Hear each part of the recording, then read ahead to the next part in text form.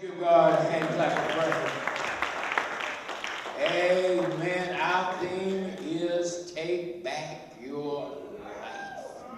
Tell your neighbor, take back your life. Take back your life. Take back your life. And this morning we're going to talk about jumping in even if you don't know how to swim. Amen. Look at somebody on the other side. Tell them to jump in. Even if you don't know how to swim. Jump in even if you don't. Amen. You know what that is? That is jump in even if you don't know how to swim is a metaphor. It's a what? Metaphor. It's a metaphor. It's a metaphor for overcoming fear. It's a metaphor. It's a metaphor. People say jump in even if you don't know how to swim. Amen. Amen. It's a metaphor for overcoming fear. Our scripture is from Mark chapter 5, verses 21 through 24 from the NRSV, the New Revised Standard Version. And but the context is much larger than that. But this will give you at least the threshold of that miracle situation that Jesus encountered. Let's read together. When Jesus had crossed to the other side, a great crowd gathered around him, and he was asleep.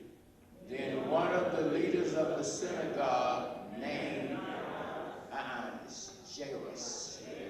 It's not Jairus. We say things like we say, what is that? We say Yahweh. Okay. It really has a guttural sound. Yahweh. Okay. So Jairus, say it with me, Jairus.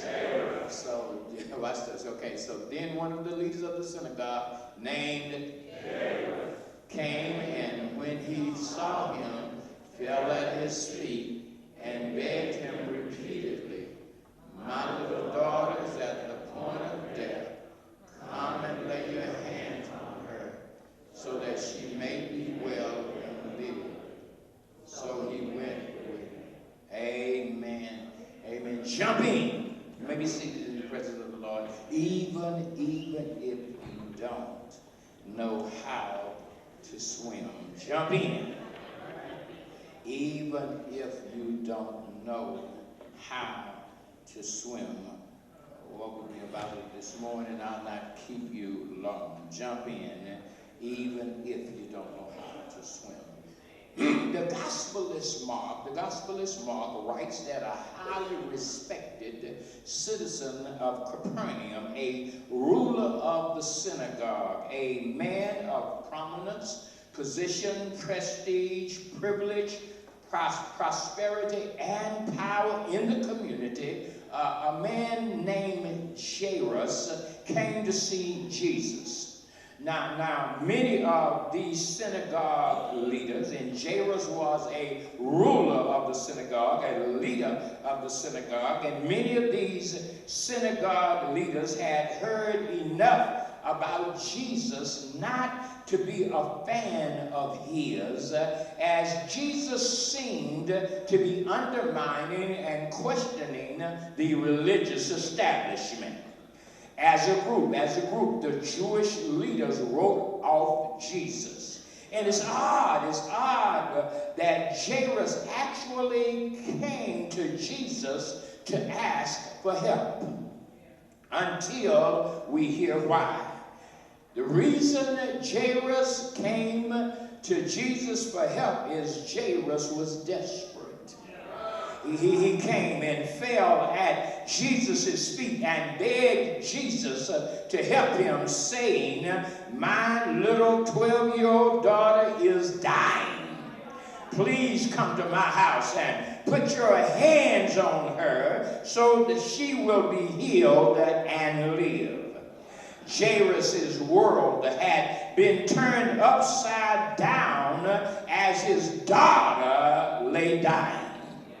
She had her whole life ahead of her, but now she was slipping fast, and Jairus, her father, can't help her. The servants can't help her. The doctors can't help her. She's sick and she's dying. She's what? She's what? Dying. And we don't know the name or the nature of her sickness, but the girl's father, Jairus, is convinced that a touch from Jesus' hand will pull his daughter back from the brink of death. Isn't that a good father? He did not run out on his child. No. He stayed there, and apparently he helped nurture his child. And he went to Jesus because he believed that Jesus could help. And the fear that gripped Jairus quickly overcame any rumors that Jesus was a charlatan or a false teacher, and he ran. Jairus ran to the only one who might be able to help his daughter. Jesus is so moved that without hesitation he changes his direction. Jesus is so moved that without hesitation he alters his itinerary, and he goes with Jairus to his house. And in relief, flooded Jairus, this grief-stricken father's heart, when Jesus agreed to go to his house and heal his dying daughter. No doubt he was ecstatic. He was excited because Jesus represented hope. Oh God, I wish I was in the Lord's house on a Sunday morning. Jesus represented hope to Jairus, and no doubt relief flooded his heart because his daughter might just have a chance until. Somebody shouted until. Until a woman shows up with a bleeding issue.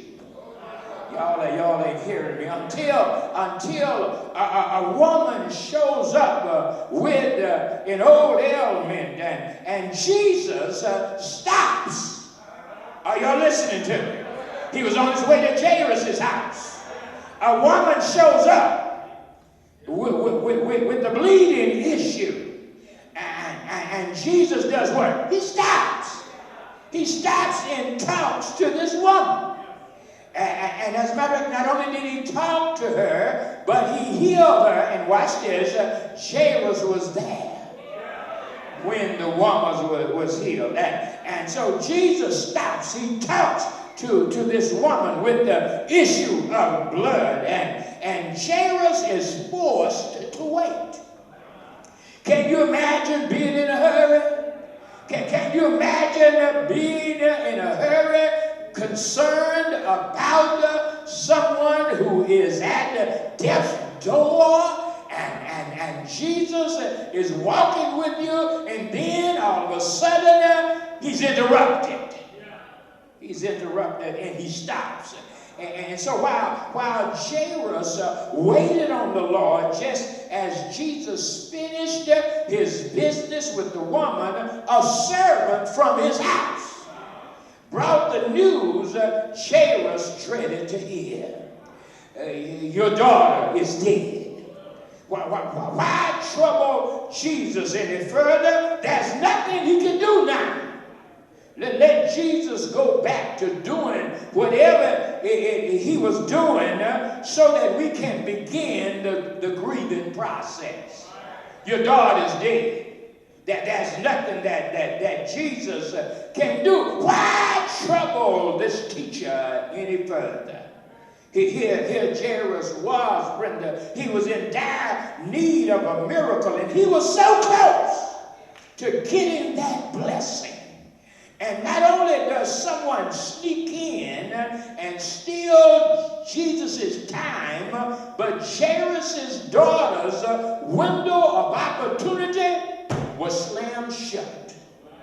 Jairus had put his faith in Jesus to heal his daughter, but that hope was wiped away when he got the news that his daughter had died.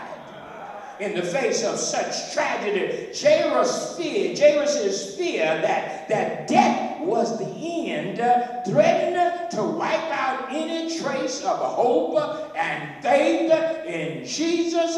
And we can't say what was in Jairus' heart and mind, but Jesus knew. And Jesus said to this grieving father, "Don't be afraid, just believe." I wish I was in the Lord's house. Don't be afraid, just believe. Look at your neighbor. Tell your neighbor, don't be afraid, just believe. Don't be afraid, just believe. In other words, Jairus, when you came to me a few minutes ago, you believed I could help you. Don't stop now. Don't give in to your fears. Don't give up. Don't give out. Don't give in to your fears. Keep on believing.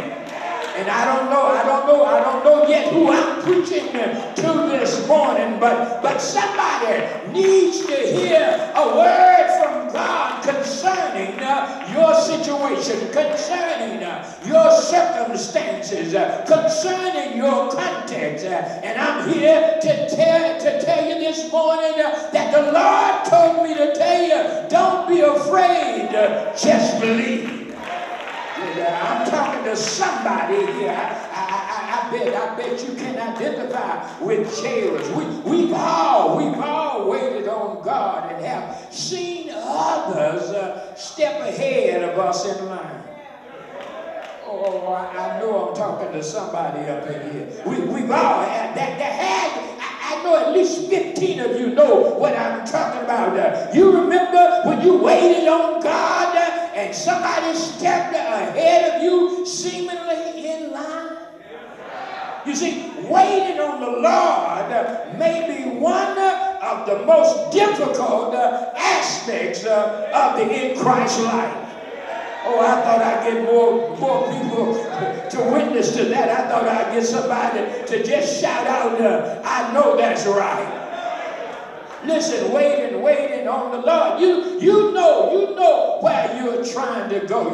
You know that your dream has a narrow window. You know that you don't have all the time in the world. I wish I had a witness here. You know that pages are being torn off the calendar. You know that sand is passing through the hourglass, and yet here you are waiting on the Lord. But you know what? There's a word for you. Thank you, Isaiah. There's a word for you this morning. They that wait. I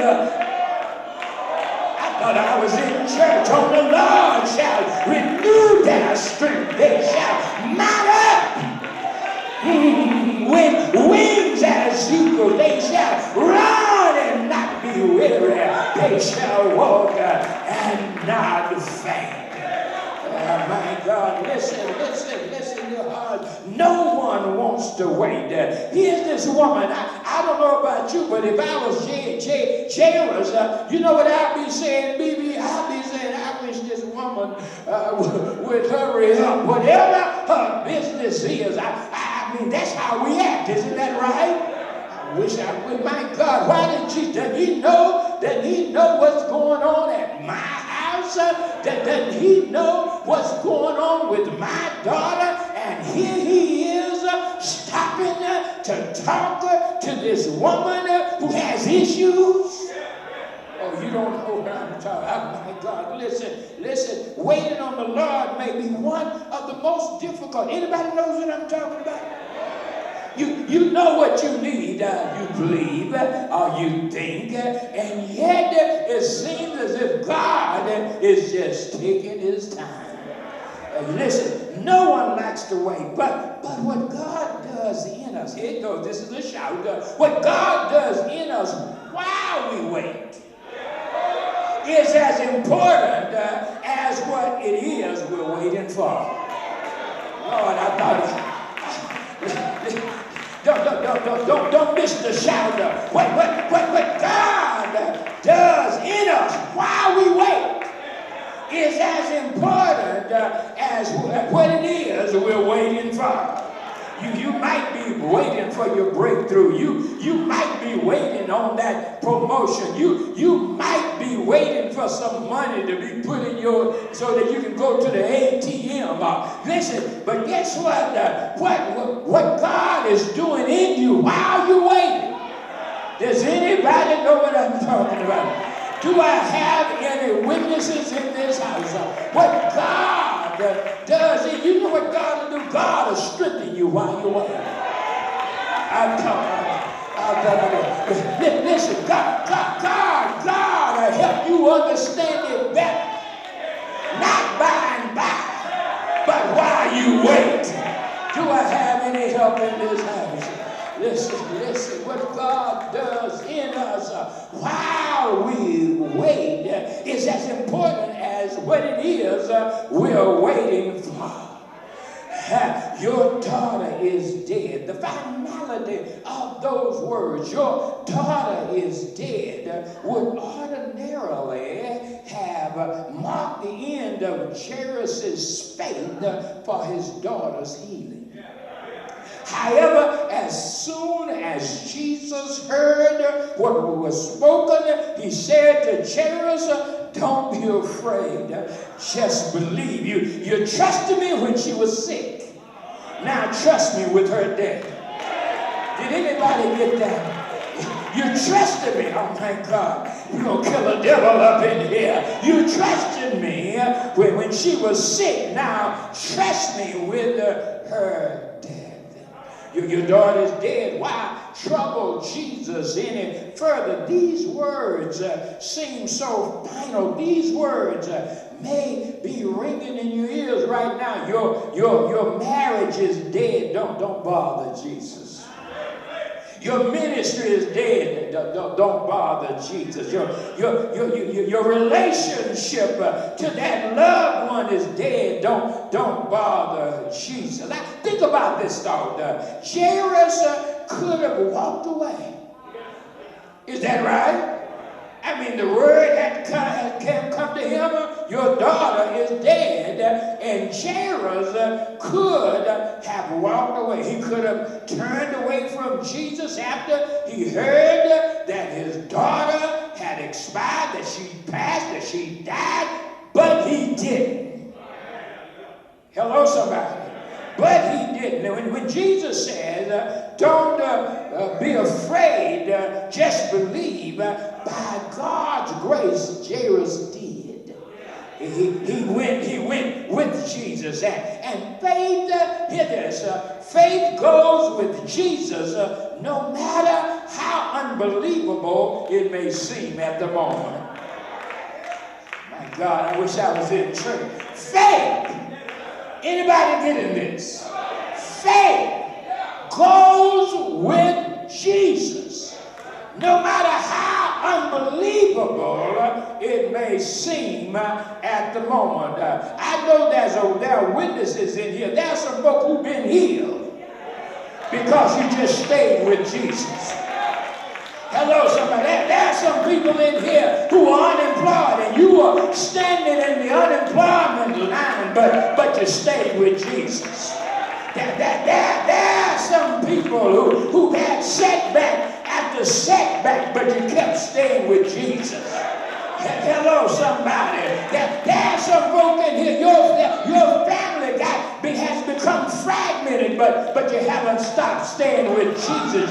You're still walking with Jesus right now. Where are all the folk? I know some of you gonna miss this, but where are all the folk?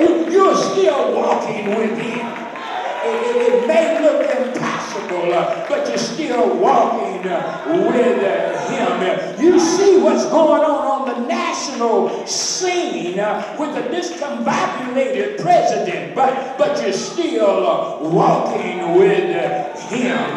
It doesn't look good for you financially, but you're still walking with him. You're experiencing loneliness and discouragement, and it seems as if no one wants to take time to hear your story, but you're still walking with him. Why don't you tell your neighbor, I'm still walking with Jesus?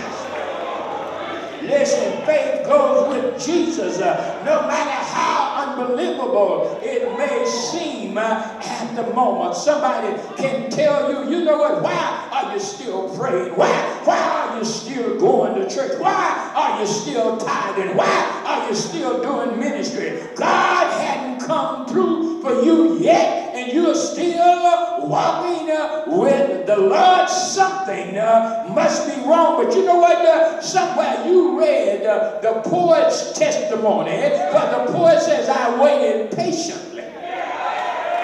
Hallelujah to the Lamb. On the Lord. Anybody knows what I'm talking about?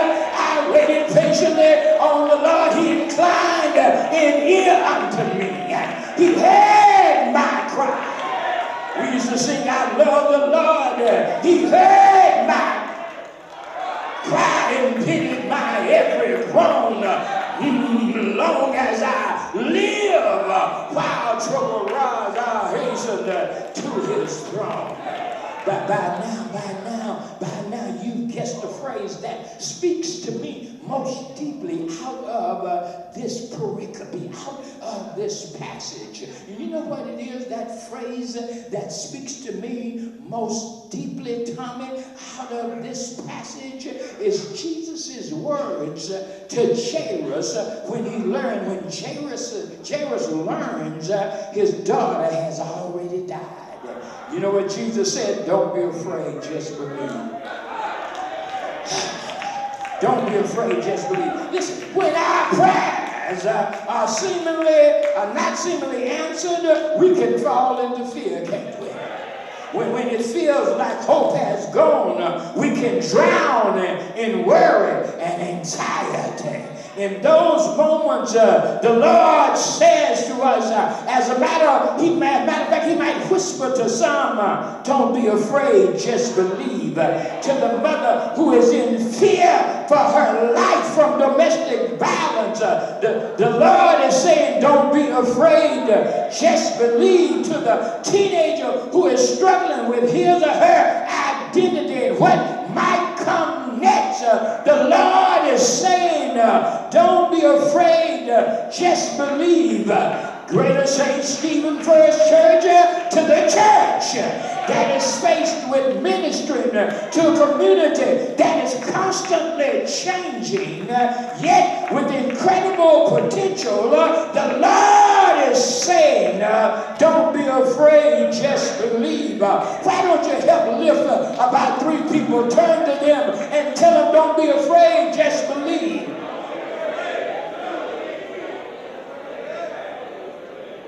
Listen, I don't remember, Nita, and thank you for that card for your son. I don't remember who said it, but somebody said, listen to this, Constance. Somebody says, fear is the dark room in which is developed life's negatives.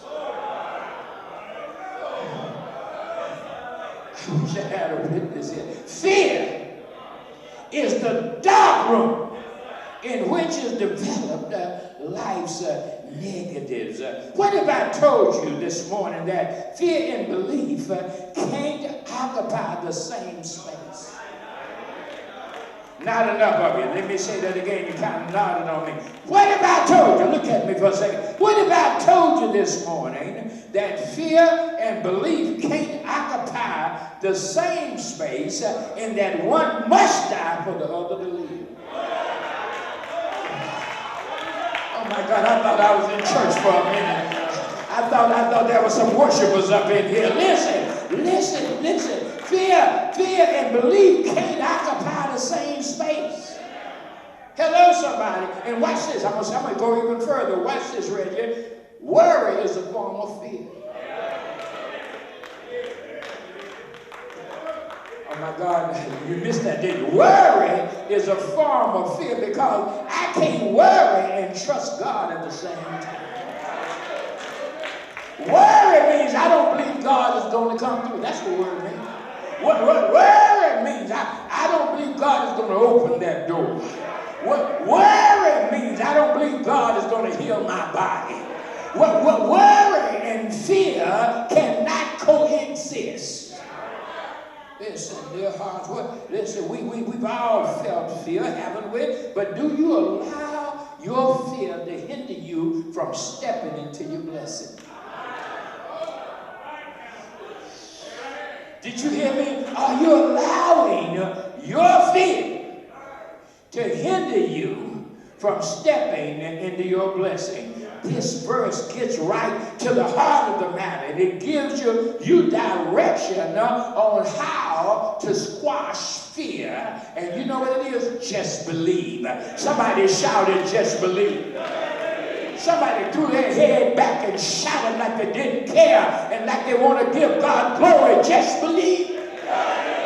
Just believe. Don't be afraid. Just believe.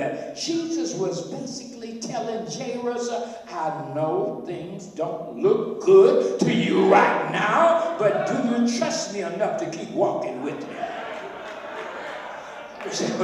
Do you trust me? You know what God is asking you? Do you trust me enough to keep walking with me?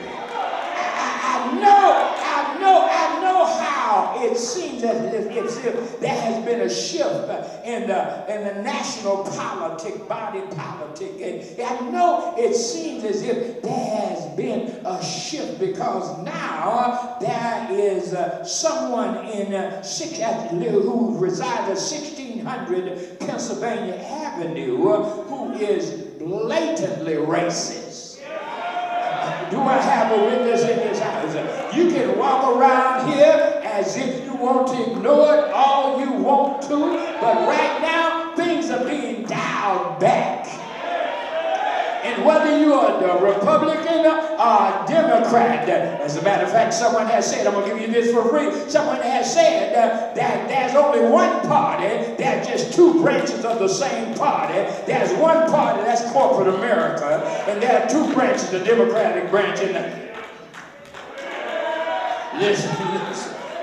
Listen, dear heart, just believe, don't be afraid. She said, I know things don't look good to you right now, but do you trust me enough to keep walking with me? That's your takeaway. Do you trust God enough to keep walking with God? You see, that's the question Jesus asked all of us. Watch this. Here it goes. When things suddenly go from bad to worse. Is anybody listening to this? That's the kind of question that the Lord asked us when things go from bad to worse. Janice Martin, when Jairus went to Jesus, his daughter, to his understanding, was still breathing. But watch this. As he was walking with Jesus and they were interrupted, guess what happened? Things went from bad to worse. Is there anybody in here who has a testimony? Because you know what God will do. You know how God will act. You know how God will come through. Do I have a witness here? You already said, yea, though I walk through the valley of the shadow of death, I will fear no evil, for the Lord is with me. Listen, do you trust me enough to keep walking with me? That's the question Jesus asked all of us when things seemingly go from bad to worse. Anybody in here ever been in the midst of a bad to worse scenario?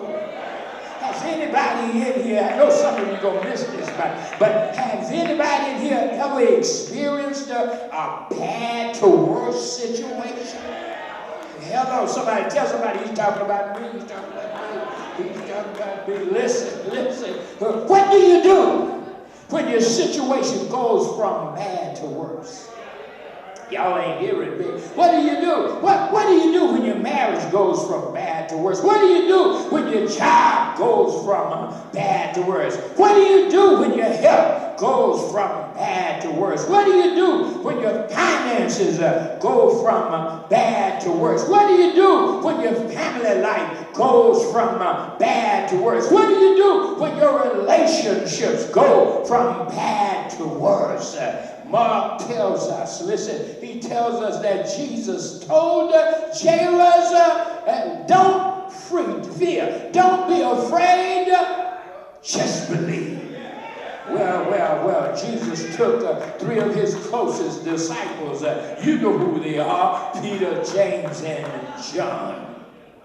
Yes, I like to call Judge Peter Rock Johnson because I wish I had a witness. He was the son of John. I believe that's what Johnny Youngblood calls him, Rock Johnson. And so I'm looking here, and Rock Johnson and James Jim and John, they went to Jairus' house. And when they got to the home, it was a mess. As you can imagine, after the death of a young girl, people were crying and wailing loudly. Jesus said, what's all this about? Why all this commotion? The child is not dead, but sleeping. Now, Jesus was not oblivious to the fact that, listen, the child had died. Everybody knew that the child had died. But what Jesus was doing, when he said she's sleeping, he was giving them hope. Because anybody who sleeps, they can what? They can wake up. Oh my God, you just got through preaching my sermon. They wake up. Listen, dear hearts. So he takes her by the hand. I wish I was in church. He takes her by the hand and he says, little girl, get up. Hello, somebody. He says, watch Jesus. He said, and you got to understand, Jesus said, little girl, get up.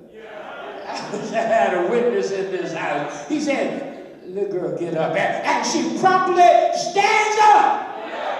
And she walks around the room, and Jairus' prayers had been answered, and Jesus showed the world that only God has the final word. Not enough of you. Only God. Some of you right now, stop throwing in the towel. Stop surrendering every time. Stop collapsing with every crisis. Recognize that God, not enough of you. Recognize that God has the final word. Why don't you high five somebody and tell them God has the final word? God has the final word. I'm telling you, God has the final word. And I know about 10 of you know what I'm talking about. You've experienced it in your life. Yes. Everybody thought you should be having a Porky Pig moment. That you would be saying, that's all, folk. But you recognize that God has the final word. Some of you have been in a tight situation. Some of you have been caught in a difficult situation. But guess what? You discovered that God had the final word. And you know what? You ought to be glad. About 50 of you. You ought to open your mouth. Oh my God.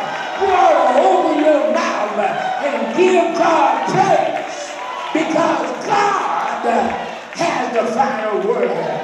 Listen, God has the final word. God has the final word. This story encourages me, watch this, that it's never too late for God. Oh my God, it's never too late. Isn't that good news? You can leave here this morning. Oh my God, that's why I love the Lord's house. You can leave here this morning. And you know what? You heard the man of God say, guess what? It's never too late for God.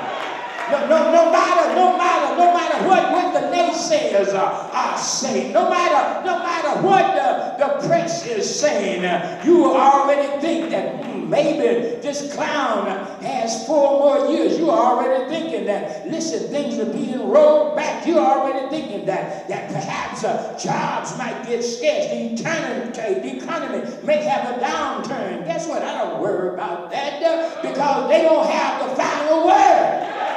Guess who has the final word? God has the final word. Isn't that good news? That's something to shout about. Listen, I shouldn't get discouraged. I shouldn't lose heart. God is able to do exceeding abundantly. Does anybody know the Bible? God is able to do exceeding abundantly above all that we ask or think. I shouldn't get discouraged. I shouldn't lose heart. God is able to heal Jairus' daughter whether he arrives late or not. Isn't that right? But it also shows me, watch what this also shows me that I can't allow fear to get in the way of believing. Often circumstances can begin to overwhelm belief, but this passage shows me that I need to keep my God in focus because nothing is impossible with God. Oh my God. Listen, some of you right now, you may think that every time I look up, it seems as if I'm headed down. I'm on a downward spiral. But you know what? Guess what? Your turnaround is just ahead. I wish I was in the Lord's house. Just because I know you're saying I take 2 steps forward and 3 steps backwards. But don't you know that your breakthrough is about to happen? You just believe it. Let me ask you this. What do you believe in God for? Do I have any help in you? Ask your neighbor, what do you believe in God for? Well, what do you believe in God for? When Jairus was pushed to the point of losing his faith because of fear, Jesus showed him that by faith we are not lost when things in our lives fall apart. When things in our lives fall apart, what does it take to believe? For starters, you have to ignore the naysayers. You have to do what? Ignore the naysayers, even those in positions of power and authority. As a wise man said, when it comes to your issues, they have not been given faith for your situation. See, everybody hasn't been given faith for your situation. I wish I was in church. Everybody has not been given faith. Are you listening? For your situation. Everyone can't see your vision, dream, or promise. And at the end of the day, it's really not about them. It's about you and God. The definition of believe is to accept something as true, to feel sure of the truth of. And believing requires faith. It calls on you to trust more than what your eyes can see. So listen, don't get caught up. Ignore the naysayers. One more thing and I'm done. What does it take to believe? You have to believe that God can do something about your need. I'm out of here. You have to believe that God can do something about your need. You have to believe that God can do something about your need. Don't you know that God will give you strength for your weakness? Don't you know that God will give you, He will give you joy for your sorrow? Don't you know that the Lord will give you hope for your despair? Don't you know that the Lord will give you light for your darkness?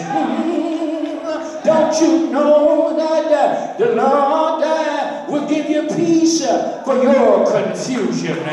Do I have a witness here? Don't you know that the Lord will give you salvation for your damnation? Somebody ought to be glad because the Lord works in mysterious ways.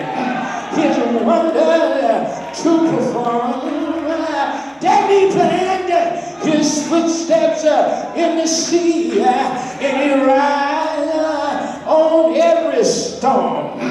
Do I have a witness here? Where are the people who know that the Lord, that he's able this morning? That all you have to do is keep on believing, keep on trusting in him, because the Lord, he will make a way somehow. Won't he do it? I said, won't he do it? Say, yeah.